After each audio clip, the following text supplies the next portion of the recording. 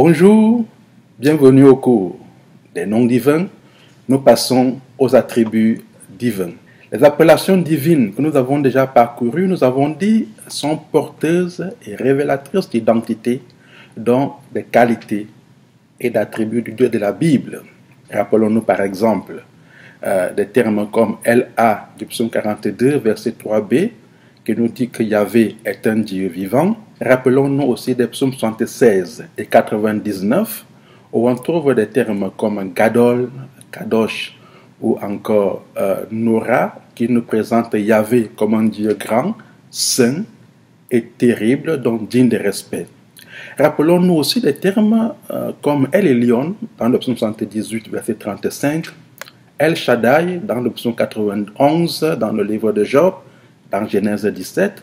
Rappelons-nous encore de Yahvé Tsebaroth dans le psaume 24, 48, 69 et d'autres encore, des termes qui nous présentent Yahvé respectivement comme un Dieu transcendant, un Dieu omnipotent, un Dieu tout-puissant, protecteur, mais également aussi leader politico-militaire.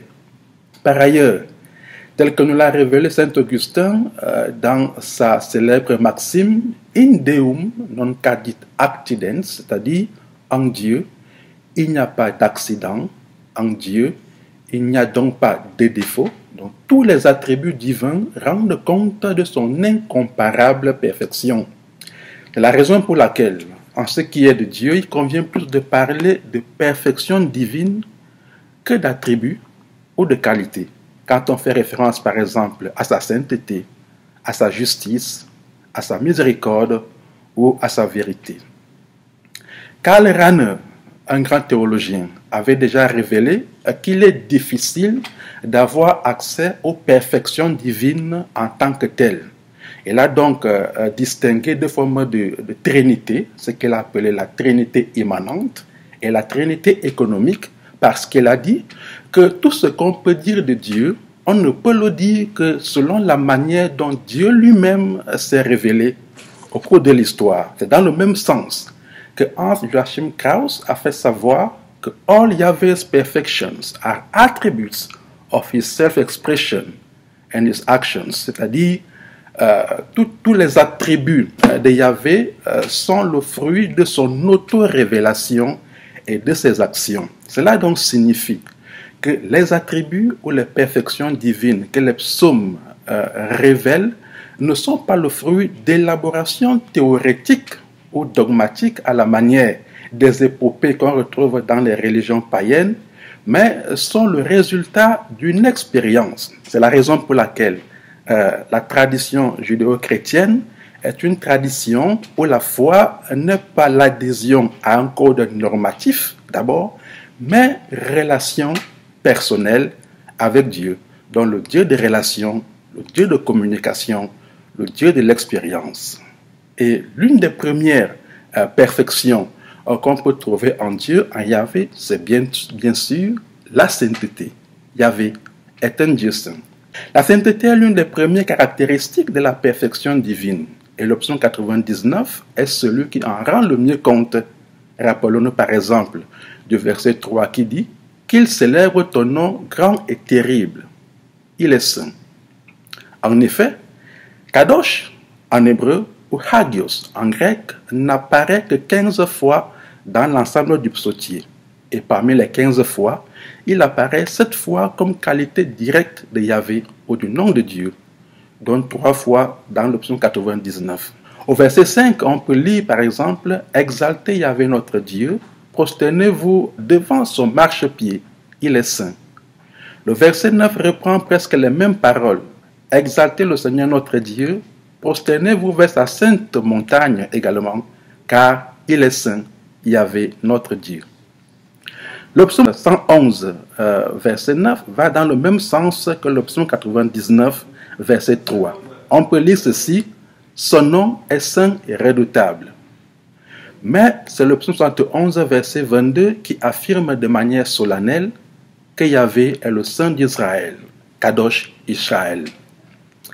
D'autres psaumes, comme le psaume 22, verset 4, ou 29, verset 2, parlent également de la sainteté de Yahvé.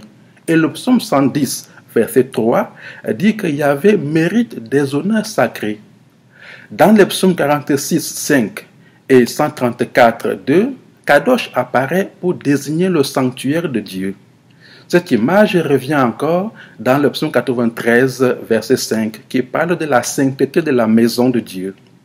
Et un peu dans le psaume 87, verset 1, qui parle de la montagne de Dieu, une expression qui est souvent utilisée pour désigner Jérusalem comme la montagne sainte. Le psaume 65, verset 5, parle aussi de la sainteté des choses du temple, donc des objets sacrés du temple. Les autres psaumes s'intéressent à ceux qui s'approchent du Seigneur. Par exemple, le psaume 69, 96, verset 9, dit qu'il faut porter des ornements saints pour se présenter devant le Seigneur. Et le psaume 106, verset 16, présente Aaron comme l'homme consacré. Voilà comment la sainteté apparaît comme attribut divin dans les psaumes. Une deuxième perfection divine, c'est l'honneur et la gloire. La sainteté de Dieu de la Bible est inséparable de sa gloire et de son honneur.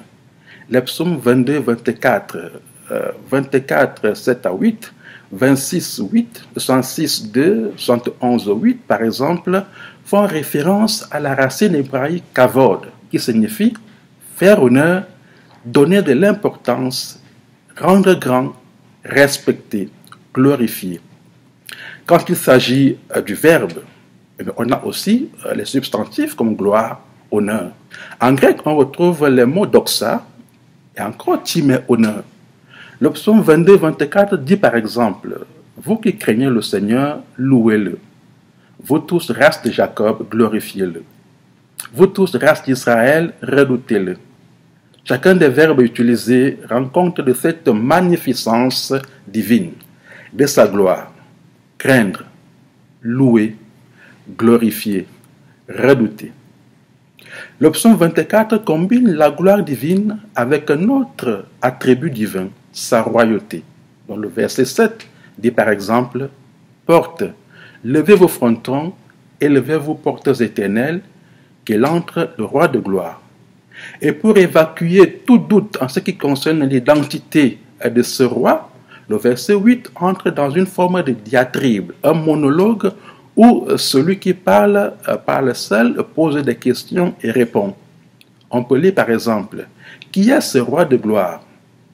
C'est Yahvé, le fort, le vaillant, Yahvé, le vaillant des combats. Les versets 9 et 10 sont une répétition des versets antérieurs, une répétition des versets 7 et 8, pour insister.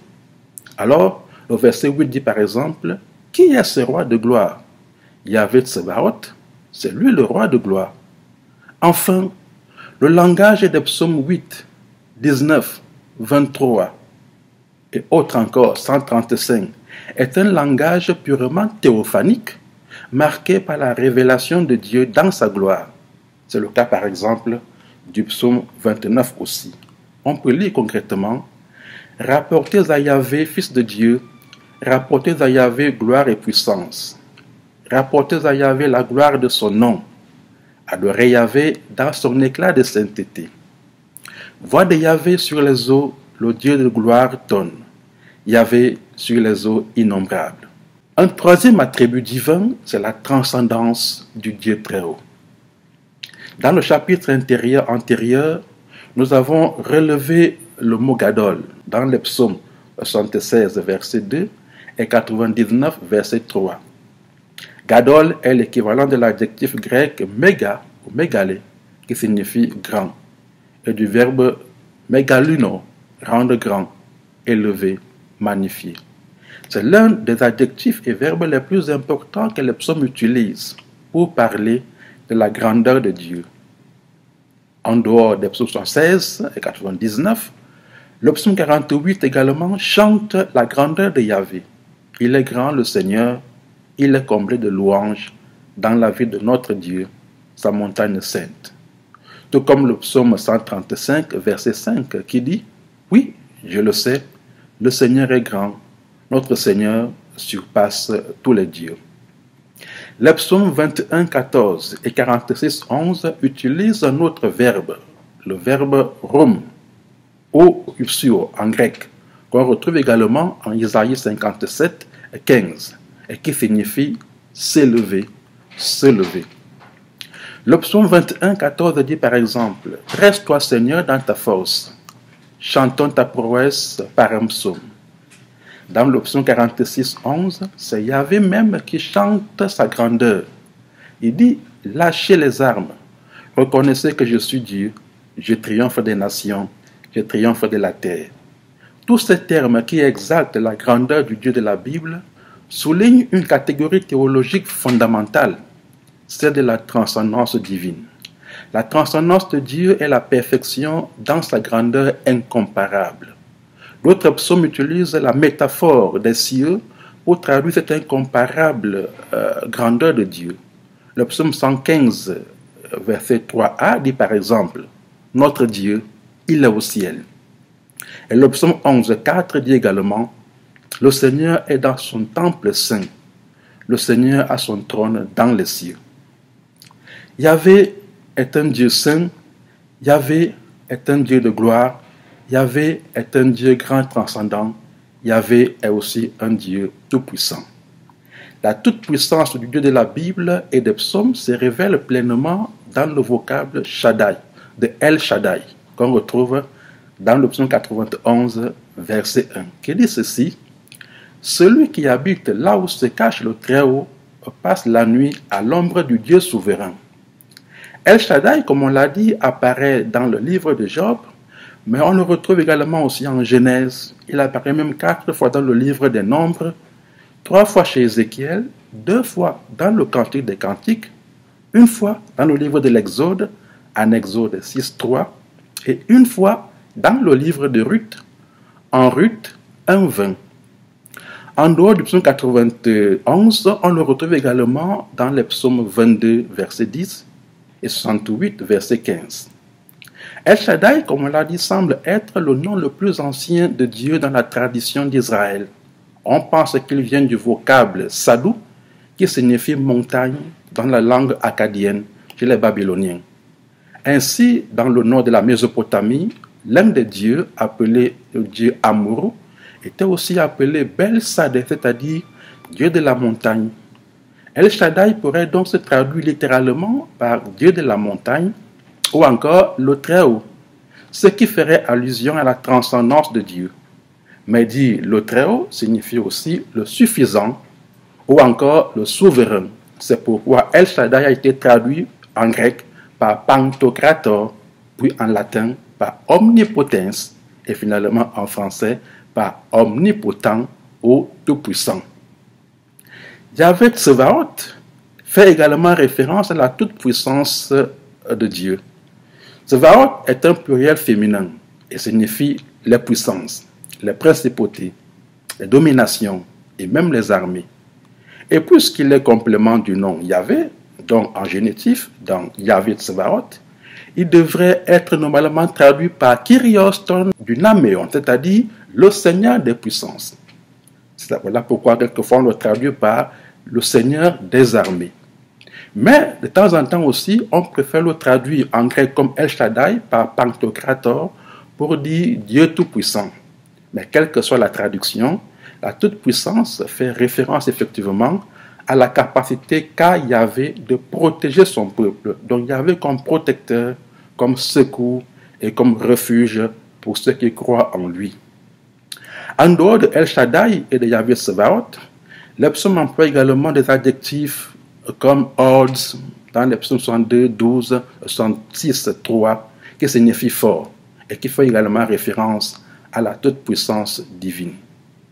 Yahvé est aussi et avant tout un Dieu créateur. Le psaume 51, verset 12, est quasiment le seul à utiliser le verbe principal qui traduit la création au sens biblique, le verbe hébreu bara. Dans le psaume 51, verset 12, c'est le psalmiste qui parle et qui dit à Yahvé, « Crée pour moi un cœur pur, ô mon Dieu, enracine en moi un esprit nouveau. » Bara est le verbe qui traduit l'acte créateur de Dieu dans le livre de la Genèse, depuis Genèse 1, 1. Au commencement, Dieu créa le ciel et la terre. Mais la Septante a traduit bara par le verbe grec poieo, qui signifie faire. Cela signifie que créer, c'est faire. C'est la raison pour laquelle le livre de la Genèse emploie aussi assa, faire, comme en Genèse 1, 11, 12, 31 ou encore 2, 2. Le verbe faire est celui que les psaumes utilisent le plus pour parler de la création divine. Le verbe assa, faire, revient 46 fois dans les psaumes. Le psaume 115, 3, dont on a déjà fait référence, dit par exemple « Notre Dieu, il est au ciel, tout ce qu'il veut, il le fait. » Finalement, ce sont les psaumes de la création qui rendent le mieux compte de l'acte créateur de Dieu. Les psaumes 8, 19 et 144 présentent la création et l'être humain comme œuvre de Dieu, celui qui les a faits.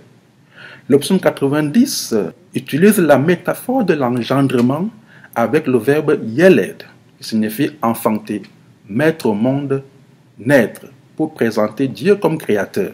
On peut lire par exemple « Avant que naissent les montagnes et que tu enfantes la terre et le monde, depuis toujours et pour toujours, tu es Dieu. » Voilà pourquoi l'attribution du psaume 90 à Moïse, comme on l'a dit, met le psautier dans son ensemble en relation avec les théologies du Pentateuque, notamment la théologie du Dieu créateur. Finalement, Yahvé est aussi roi. Les psaumes louent Yahvé en tant que roi, le roi des rois.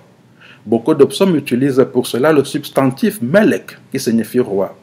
C'est le cas par exemple du psaume 5, verset 3, où le psalmiste évoque Yahvé dans sa prière en tant que roi. On peut lire par exemple « Sois attentif à mes cris, ô mon roi et mon Dieu, car c'est à toi que j'adresse ma prière. » Le psaume 10, verset 16, quant à lui, affirme tout simplement et de manière solennelle que Yahvé est roi. On peut lire « Yahvé est roi à jamais et pour l'éternité ». De même, le psaume 24, dans ce que nous avons appelé une rhétorique diatribique, chante également la royauté du Dieu de la Bible. Porte, levez vos frontons, élevez-vous, portes éternelles, qu'il entre le roi de gloire. Qui est ce roi de gloire? Yahvé, le fort, le vaillant. Yahvé, le puissant des combats. Porte, levez vos frontons, levez vos portes éternelles, qu'il entre le roi de gloire. Qui donc est ce roi de gloire? Yahvé, le Seigneur des armées, c'est lui le roi de gloire. Le psaume 24 peut bien être un psaume individuel, une forme de monologue, de diatribe, qui consiste à parler seul et à se poser des questions et à répondre, comme si on discutait avec quelqu'un. Mais le psaume 24 peut également être un psaume communautaire, exécuté en assemblée, qui reflète un contexte liturgique entre un soliste et l'assemblée, entre un soliste et le peuple. Cela montre que dans les psaumes et dans la Bible en général, la foi en Yahvé, le Dieu vivant, le Tout-Puissant, le Créateur, le Juge, le Sage, le Roi, n'est pas une foi individuelle. La foi en Yahvé est une foi communautaire. C'est la foi du peuple. Yahvé est le Dieu du peuple, que le peuple loue et adore avec ses paroles et avec ses gestes, donc à travers l'expression corporelle. Et l'expression corporelle est très importante pour communiquer avec Yahvé. Sur les 150 psaumes que compte le psautier, seuls 34 ne font mention à aucune partie du corps, ni au corps lui-même. Mais les 117% des psaumes qui restent font référence au corps. Les psaumes parlent du corps en tant que corps lui-même, en tant que bazar. C'est le cas par exemple du psaume 32, du psaume 73. Mais les psaumes parlent également de la chair. Les psaumes parlent du sang. Les psaumes parlent des lèvres. Les psaumes parlent de la tête. Les psaumes parlent des pieds, des mains, du ventre, des bras. Mais la partie du corps qui revient le plus dans le psaume, c'est le cœur, qui revient pratiquement dans 95 versets, suivi de la bouche avec 57 versets, des mains avec 49 versets, des yeux dans 43 versets, la langue 32 versets, les oreilles 26 versets, les lèvres 24 versets, la tête 17 versets, le sang aussi, 17 versets, les bras, 14 versets, les os, 11 versets, les pieds, 8 versets, le ventre, 6 versets, et enfin les cheveux, 3 versets. Cela signifie deux choses. La première chose, c'est que la véritable prière est celle dans laquelle la personne, avec tout son être, se sent impliquée. Donc on loue Yahvé avec tout son être. Deuxièmement, que la foi ou la religion en général est avant tout une affaire de cœur, c'est-à-dire une affaire d'intériorité et non de gesticulation ni de ritualisme. C'est cette religiosité de l'intérieur que le prophète Ézéchiel a insufflé dans le judaïsme. Ézéchiel est le prophète de la religion de l'intérieur. Les gestes et les rites doivent être l'expression du cœur, l'expression des sentiments les plus profonds. Dans le cas contraire, c'est du folklore. Par ailleurs, dans la tradition biblique, le cœur ne fait pas simplement référence au siège des émotions et des passions, comme dans la pensée philosophique. Le cœur fait référence à toute l'intériorité de la personne, à toute la dimension intérieure, dont y compris la pensée et l'intelligence. C'est ce rapport entre intériorité et rite que les latins ont traduit à travers la maxime lex orandi, lex credendi, ce qui signifie la loi de la prière est la loi de la foi, c'est-à-dire c'est ce à quoi on croit au fond de soi qu'on exprime dans la prière à travers les rites. On peut donc comprendre que le Dieu de la Bible est un Dieu de relation, un Dieu de l'expérience, un Dieu qui nous accompagne dans le quotidien et avec lequel on doit communiquer avec tout son être. À plus tard.